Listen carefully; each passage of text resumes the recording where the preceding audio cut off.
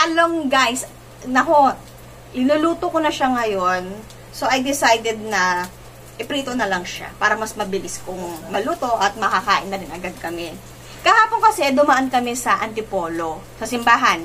Tapos, sa gilid, diba, meron doon plaza. May mga nagtitinda pala doon na mura. May bigas din nga, 29 pesos per kilo. Ngayon, yung talong, ang ganda kasi nung ano niya, nung texture ng balat niya. Tapos, alam mo yung bagong pitas. So, na-curious ako, ang kilo ng talong na binibenta nila doon ay 90 pesos per kilo. Tapos, bumili ako ng 4 na piraso. So, good na yun para sa amin. Yung 4 na piraso na yun, guys, ito siya, oh. Dito siya, oh. Tapos, ang lutong niya, nung hiniwa ko siya, ang lutong niya. Tapos, wala akong nakuhang uod. Yun yung kagandahan doon. Doon pinipili ko naman, pero ang ganda talaga ng talong. Sabi ko nga, ibabalik ako doon sa Antipolo, bibili ulit ako ng gulay doon.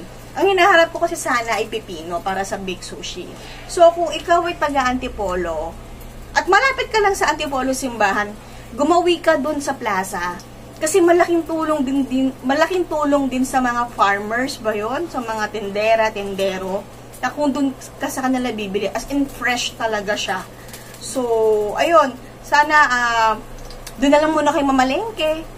Pipili naman kayo, tsaka mura. Suportahan natin guys ang ating mga farmers. So, yun lang po.